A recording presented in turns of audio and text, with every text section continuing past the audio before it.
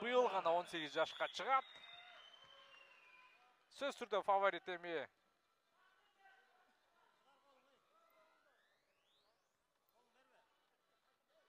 Акылбек Талантбеков албетте фаворит эми байкап туралы.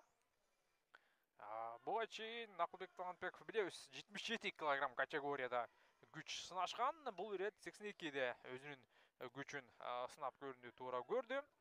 77 килограмм категорияда атаандаштык абдан курч, мүмкүн ошол себептен бегим билет. Өзү Актала районунан болот. Бул дагы былтыр Бишкекте өткөн 23 жашка чейинкилер арасында Азия чемпионатында алтын медаль тагынган Акылбек Талантбеков.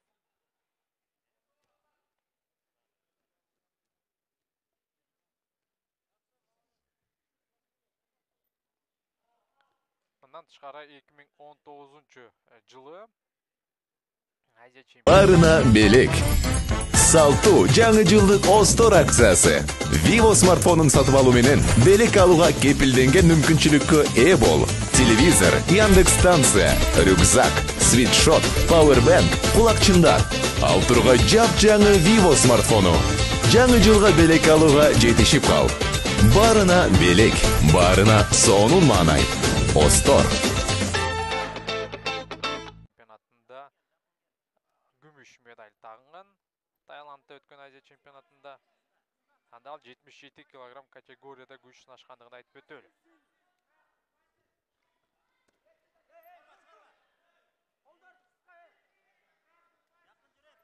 Азырынча Асан өтө мыкты туруштук берүүдө.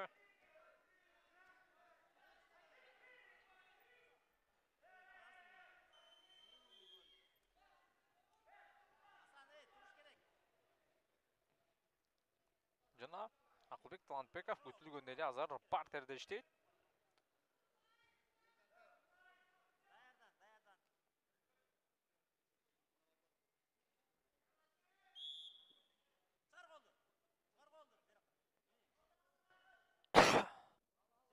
Кечиресиздер, жана Акылбек Талантбеков азыр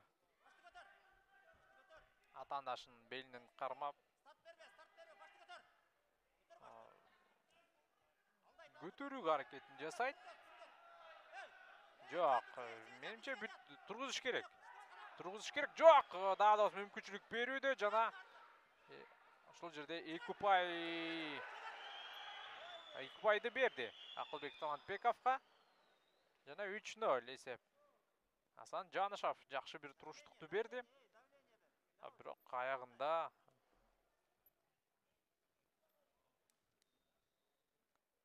Экупайды атаандашында тарттырып жибергендигин дагы байкадык. Кандайдыр бир деңгээлде өкүнүчтүү албетте. Былтыр дагы Кыргызстан чемпионаты ошол эле Кабыл Кочомкул атындагы спорт ордусунда жогорку деңгээлде ушундай эле жарыктандыруулар менен өткөндүгүн билебиз.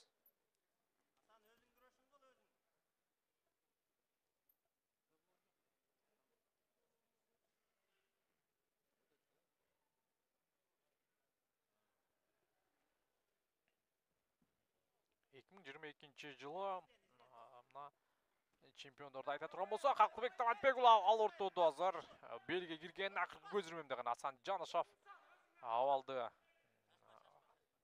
көзөмөлдөп жетишти. 30 Шашенбеков билебиз былтыр финалда Эрмек Каныбек уулун утуп алган. Бул жолкусунда 63 килограмм салмак категорияда Сыймык Махмудов чемпион болгондугун көрдүк. 72 килограмм салмак чембердикте Адилхан Нурланбеков чемпион болгон. Бирок бул жолкусунда Адилхан Нурланбеков чемпиондукту тартырып жибергендигин көрдүк. Финалда ал Нуржигит Кеңешбек уулуна утулган. Нуржигит Кеңешбек уулу былтыр бул салмак категорияда алдыңкы үчүлтүккө кирген эмес. 82 килограмм салмак категорияда Кыргызстандын акыркы жылдардагы чемпиону номер 1 балбаны бул Калидин Аскеев болуп келгендигин билебиз. Калидин Аскеев Азия чемпионаттарында байгелүү орундардын ээси. Бирок бул ирет Калидин Аскеев жок. Анын ордунда мына Асан Жанышев менен Акылбек Талантбеков күч сынашууда. Асан Жанышевта мүмкүнчүлүк бар. Партер берди, бир упай анын капчыгында жана Асан Жанышев бештеп ушул жерден упай топтойбу. Бул салмак категорияда Бексултан Назарбаев бул фаворит болот го деген ойлор болгон, бирок Бексултан Назарбаев биринчи раундда эле дал ушул Асан Жанышев утулуп калып, кандайдыр бир деңгээлде сенсация болду десек болот. Асан Жанышев бул бутка кирип кетти. Ооба. Аябай эле ылдый кармап алгандыгын көрдүк. Асан Жанышев бутунан кармап ыкманы жасагандыгына байланыштуу упай берилбейт. 3-1 бойдон таблодо ошол сандар сакталып турат.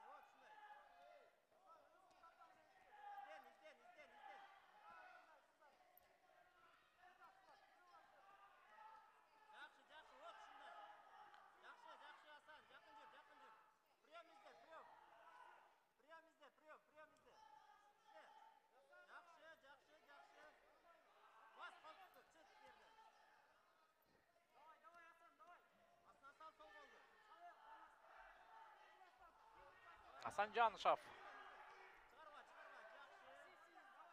арткы фондо бир аз каталары кеткен экен. Акылбек Талантбековду кызыл түстөгү форма менен чыгат деп ката кетирип алган.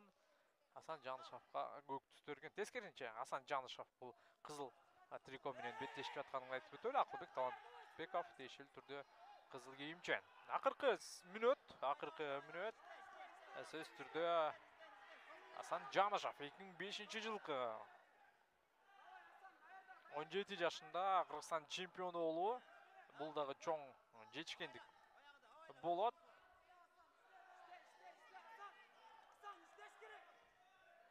Чарчады. Асан Жанышев анын кыймыл аракетинен бул нерсени байкасак болот. Алдыда урматтуу көрөрмандар, акыркы финалдык беттеш калды. 97 килограммда финалдык күрөштү көрөбүз. Ага чейин сыйлык тапшыруу аземдер, сыйлоо аземдери дагы орун алат. Асан Жанышев 14 секунда.